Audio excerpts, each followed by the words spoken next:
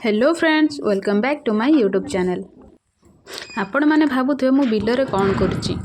हाँ, मु तो कहबी बिल को मु कौन पाई आसी, किंतु देखंतु मु कौ रास्ता रे जाउची।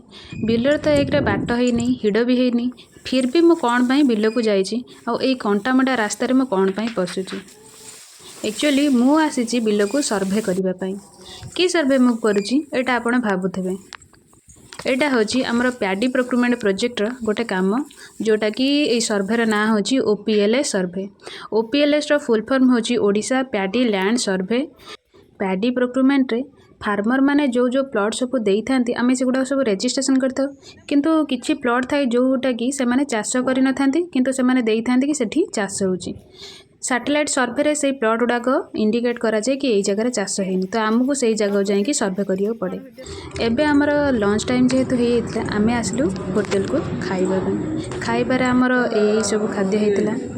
खाइबा को शीघ्र खाईदे पुणी नेक्स्ट आम बाहरी पड़लु पुणी आउ किछि प्लॉट सर्वे करने। आपण मैंने देखिपारे यही प्लॉट सब धान अल्प अल्प धान गछ अच्छी, आउ किछि ब्लैंक भी अच्छी। यही प्लॉट सब सैटेलाइट रे डाउट शो करथुला, सेथिपई आमको से जगह को पठाई आमे देखिबू सेठी धान गछ अच्छी कि नाही। आउ आमे सेठी फोटो कैप्चर करी आमे साइट रे अपलोड करिवो। एठी तो गोटे प्लॉट सरी हितला, किंतु आउ गोटे प्लॉट थिला हमर बिल मझिरे, जोटा कि गड़िया हेची, हेठी चाष करा हैनी। बिल मझिरे से माने गड़िया खोली देचंती। बाट तो आपण मैंने देखिपारे जेहेतु धान कटा है नहीं, हिड़ भी है नहीं, आमको बहुत कष्ट होची से जगह को जीवाई। आम दीदी जाइए किंतु कहले ना मु आउ जाई परिबिनी, तू जा। किंतु मोर तो काम सेटा मते करबा को बाध्य, मु करबा को, तेणु मु बाध्य होई से जगह को गली। जेहेतु बिल विषय मोर किसी नॉलेज नहीं, तो आम सांगे जने दादा जाइथिले, से मते रास्ता कहि दउथिले को बाटे केनते जेबी। से तो हिडो ठिया आइथिले ना, हिडो को बाट तो देखा जाउ नथला बिलर। तो मते बिल को देखि ता सहित हमहु जो मोबाइल जो प्लॉट शो करथबो सेटा हमहु देखै देबो कि आमे जो जगह रे अछु से प्लॉट आम पाखरु केते डिस्टेंस रे अछि। तो सेही मैप अनुसार हमको से जगह को जाइकी पहुंचबा को पड़िबो, आ सेठी जाइकी वेरिफिकेशन करिकी फोटो अपलोड करबा को पड़िबो। प्लॉट तो सर्वे सरीगला, किंतु नेक्स्ट प्लॉट को जीवाई मत यही प्लॉट रु से प्लॉट मत 60 मीटर शो करथिला, किंतु रास्ता एते खराब थिला मते बाध्य ही पुणी रिटर्न करबा को पड़िला। पुणी आमे नेक्स्ट बाटे जाइकी से प्लॉट को सर्वे करिकी फोटो अपलोड करथिले। मु तापरे एमिति हमर कंटिन्यूअसली हम 5टा पर्यंत काम कलु। तापर तो संध्या हो गला, फोटो भी कैप्चर हे परियोनी।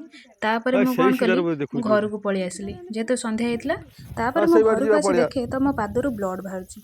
मु भाबिली बिल को जाइथिली कोन साप कामुड़ देला ना कोन, पादरु ब्लड बाहरची एमिति भाबी। तापर मु भाबिली जदि साप कामुड़ देला मु तो मर जिबी, किंतु मु जानि पालिनी सापटा केमिति कामुड़ला। एटा मोर गोटे अफसोस रही जिवो।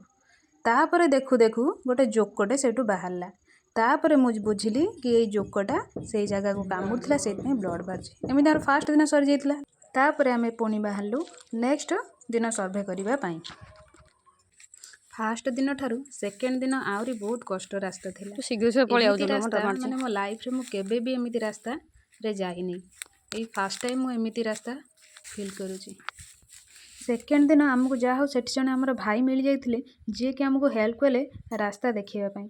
आमे तो ए प्लेस को केबे आसीनु, एटा तो नुआ प्लेस, तो से हमको बाट देखै देले आ कहले को बाटे गले को प्लॉट हमको मिलिबो, आ कोटा चाष होईची कि कोटा चाष होईनी सी भी ठीक से जानी जंती।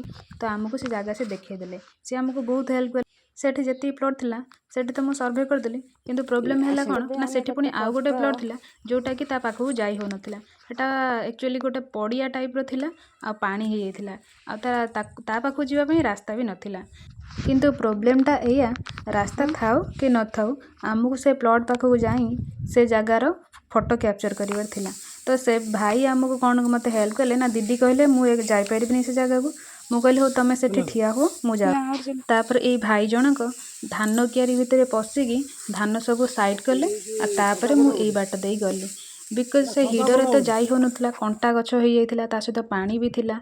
जा हो से भाई को हेल्प द्वारा आमे से प्लेस पे पहुंचिलु। तापर जाई सेठी मु फोटो कैप्चर करी आसिली। पुणी आमे रिटर्न कलु से जगह को। विश्वास करिबेनी, माने कहंतिनी जीवन को हाथ रे धरी चलवा कथा बा जीवन को सारू पत्र रे बांधिया कथा जो वर्ड कहंतिनी, से भला आम जीवन माने कौन कहबी मते एमिति लागुची। ଯେମିତି କେତେବେଳେ କାହା ହାବୁଡ଼ରେ ପଡ଼ିଯିବି, କେଉଁ ଜୀବଜନ୍ତୁ ହାବୁଡ଼ରେ ବିଶ୍ୱାସ ବି କରିହେବନି। ଛାଡ଼, ସେ ତ ଗଲା, ସେ ସିଚୁଏସନ୍ ଗଲା। ତାପରେ ଆମେ ଭଲରେ ରିଟର୍ନ କରି ଆସିଲୁ। ଏବେ ଆମର ନେକ୍ସଟ ପ୍ଲଟ୍କୁ ଯିବାର ଥିଲା। ଆମେ ବି ଫେରି ଆସିଲୁ। ତାପରେ ମୁଁ ଏ ଭାଇଙ୍କୁ କହିଲି, ଆମେ ଯେଉଁ ରାସ୍ତା ଦେଇ ଆସିଥିଲେ, ଯେଉଁ ଧାନ ଗଛକୁ ସାଇଡ଼୍ କରି ଆସିଥିଲେ, ଆମେ ସେଇ ରାସ୍ତାରେ ଯିବା। କିନ୍ତୁ ଏ ଭାଇ ଜଣେ ଚାଷୀ ଥିଲେ, ତ ସେ ମୋତେ କ'ଣ ରିପ୍ଲାଏ ଦେଲେ ଜାଣିଛନ୍ତି? ସେ ମୋତେ କହିଲେ, ଆମେ ଯେଉଁ ରାସ୍ତା ଦେଇ ଆସିଥିଲେ, ଯଦି ସେଇ ରାସ୍ତା ଦେଇ ଯିବା, ଧାନ ଗଛ ଗୁଡ଼ା ପୁରା ଶୋଇପଡ଼ିବ, ତେଣୁ ଆମେ ତା ଅପୋଜିଟ୍ ବାଟେ ଯିବା। ତ ତା ଅପୋଜିଟ୍ ବାଟେ ଆସି ଆମେ ଫାଇନାଲି ପହଞ୍ଚିଗଲୁ ରାସ୍ତାରେ। ଏଇଟାକୁ କୁହନ୍ତି କାଢ଼ନାଳ। ମୁଁ ତ ଜାଣିନଥିଲି ଏଟା ଗୋଟେ ଏମିତି ଗୋଟେ ଜାଗା ଯେଉଁଟାକି ଆମକୁ ଟୁ ସାଇଡ଼୍ର ପାଦ ଦେଇ ଯିବାକୁ ପଡ଼ିବ। ଯାହା ହଉ, ଫାଇନାଲି ଆମେ ଆସିକି ପହଞ୍ଚିଗଲୁ ହିଡ଼ରେ, ଯେଉଁ ହିଡ଼ରୁ ଆମେ ଷ୍ଟାର୍ଟ କରିଥିଲୁ ଯିବା। ଏବେ ଆମେ ନେକ୍ସଟ ପ୍ଲଟ୍କୁ ଯିବା। ନେକ୍ସଟ ପ୍ଲଟ୍ ତ ୟାଠୁ ଆହୁରି ଭୟଙ୍କର। ଖାଲି କଣ୍ଟା ଗଛ ହିଁ କଣ୍ଟା ଗଛ, ରାସ୍ତାର ବା ହିଡ଼ର ଗୋଟେ ଚିହ୍ନ ବି ଦେଖାଯାଉନି। ଯାହା ହଉ, ସେ ଭାଇଙ୍କୁ ବହୁତ ଧନ୍ୟବାଦ। ବହୁତ ହେଲ୍ପ କରିଛନ୍ତି ଆମକୁ ସେଦିନ। ଫାଇନାଲି ଆମେ ଯାଇକି ସେ ଜାଗାରେ ପହଞ୍ଚିଗଲୁ ଆଉ ଫଟୋ କ୍ୟାପଚର କଲୁ। ତାପରେ ନେକ୍ସଟ ପ୍ଲଟ୍କୁ ଯାଉ ମୋ ହାତରେ କଣ୍ଟା ଫୁଟିଗଲା। ଛାଡ଼, ଯାହା ହଉ ଆମେ ଏତେ କଷ୍ଟରେ ଯାଇକି ସେ ପ୍ଲଟ୍ ପାଖରେ ପହଞ୍ଚିଲୁ। ଇଏ ପ୍ଲଟ୍କୁ ଯିବା ପାଇଁ ଆପଣ ଦେଖନ୍ତୁ, ରାସ୍ତା କିଛି ବି ନାହିଁ, ଖାଲି ଅନ୍ଧାରେ ବାଡ଼ି ବୁଲେଇଲା ଭଳିଆ ଖାଲି ଯିବା କଥା। ଯାହା ହଉ ସେ ଭାଇ ଜଣକ ଥିଲେ ବୋଲି ଆମକୁ ହେଲ୍ପ କଲେ। ଆଉ ଆମ ଦିଦି ତ ଟୋଟାଲ୍ ମନା କଲେ, ନା ମୁଁ ଯାଇପାରିବିନି। ମୁଁ କହିଲି, ହଉ ଛାଡ଼, ମୁଁ ଯାଉଛି। ସେ ଭାଇ ବି କହିଲେ, ତୁ ଡରନି, ମୋ ଆଗରେ ଅଛି, ଆଉ ତୁ ଡରନି, ତୁ ମୋ ପଛେ ଆସେ। ବହୁତ ସାହାଯ୍ୟ କରିଛନ୍ତି। ଫାଇନାଲି ଆମେ ଯାଇକି ସେ ପ୍ଲଟ୍ ପାଖରେ ପହଞ୍ଚିଲି। ଆଉ ସେଠି ମୁଁ ଫଟୋ କ୍ୟାପଚର କଲି। ଆକ୍ଚୁଆଲି ସେ ପ୍ଲେସ୍ଟା କ'ଣ ଥିଲା ନା, ସେ ପ୍ଲେସ୍ଟା ଟୋଟାଲ୍ ଚାଷ ହେଇନଥିଲା, ଆଉ ଖାଲି ପଡ଼ିଆ ପଡ଼ିଥିଲା। ଦେଖନ୍ତୁ, ଝାଳ ନାଳରେ ମୁଁ କ'ଣ ହେଇଗଲିଣି। ତାପରେ ସେ ଭାଇ ଆମକୁ ରିଟର୍ନ କରି ମୁଁ ତାଙ୍କୁ ଥ୍ୟାଙ୍କ ୟୁ ଦେଇ ଆମେ ସେଠୁ ପଳେଇ ଆସିଥିଲୁ। ଇଏ ତ ଗଲା ବିଲ କଥା। ତାପରେ ଗୋଟେ ଥିଲା ବଣ ସାଇଡ଼୍ରେ ଗୋଟେ ବିଲ ଥିଲା, ଯେଉଁଟାକି ଚାଷ ହେଇନଥିଲା। ଆକ୍ଚୁଆଲି ସେଟା ସାଇଡ଼୍ରେ ଚାଷ ହେଇଛି, କିନ୍ତୁ ସାଟେଲାଇଟ୍ରେ ସେଟା ଶୋ କରିନି। ଯେହେତୁ ଗଛ ଥିଲା, ସେଟା ଶୋ କରିନି। ତ ସେଇ ଜାଗାକୁ ଆସି ମୋତେ ଭେରିଫିକେସନ୍ କରିବାକୁ ପଡ଼ିଥିଲା। ପୁଣି ନେକ୍ସଟ ସେଇଠି ମୋତେ ପୁଣି ଜୋକ କାମୁଡ଼ିଲା। ମୋ ସାଙ୍ଗରେ ବି ଜଣେ ଦାଦା ଥିଲେ, କିନ୍ତୁ ମୋତେ ବହୁତ ଡର ଲାଗିଲା। ଯାହା ହଉ ସେ ଜୋକଟା ମୁଁ କାଢ଼ିଦେଲି। କାଢ଼ିଦେଇକି ମୁଁ ଦୌଡ଼ିକି ପଳେଇ ଆସିଲି। ମୋତେ ବି ବେଳେବେଳେ ଫିଲ୍ ହେଉଥିଲା ମୋର ଦୁଇଟା ପର ଲାଗିଯାଆନ୍ତା, ମୁଁ ଉଡ଼ିକି ସେଇ ପ୍ଲେସ୍ରେ ଯାଇକି ପହଞ୍ଚିକି ସେଠି ସର୍ଭେ କରିକି ପୁଣି ନେକ୍ସଟ ପ୍ଲଟ୍ରେ ଆସିକି ପହଞ୍ଚିଯାଆନ୍ତି। ତାପରେ ମୁଁ ତ ଖାଲି ଦୌଡ଼ିଲି। ଆଉ ମୁଁ ଭାବିଲି, ଏମିତି ଦୌଡ଼ିଲେ ଜୋକ କି ପୋକ କି ସାପ କେହି କାମୁଡ଼ି ପାରିବେନି। ନଈ ନାଳ ବୁଦା ସବୁ ଦୌଡ଼ି ଆସିକି ରାସ୍ତାରେ ମୁଁ ପହଞ୍ଚିଗଲି। ଏମିତି ଭାବରେ ମୋର 2 ଦିନ ସର୍ଭେରେ କଟିଯାଇଥିଲା। ଛାଡ଼, ସେ ତ କଟିଗଲା। କିନ୍ତୁ ଏଇ ଭିଡ଼ିଓ ଦେଖୁଥିବା ସମସ୍ତ ଚାଷୀ ଭାଇ ଭଉଣୀମାନଙ୍କୁ ମୋର ଅନୁରୋଧ କି ଆପଣ ଯେଉଁ ପ୍ଲଟ୍ଟା ଚାଷ କରିନାହାନ୍ତି, କି ସେ ଜାଗାରେ ସାରୁ କି ପରିବା ଚାଷ କରିଛନ୍ତି, କି ଗଡ଼ିଆ ଖୋଳି ଦେଇଛନ୍ତି, ଦୟାକରି ସେ ପ୍ଲଟ୍କୁ ରେଜିଷ୍ଟ୍ରେସନ୍ ପାଇଁ ଦିଅନ୍ତୁ ନାହିଁ। ଆପଣ ତ ଦେଇଦେବେ, କିନ୍ତୁ ହଇରାଣ ହେବୁ ଆମେ।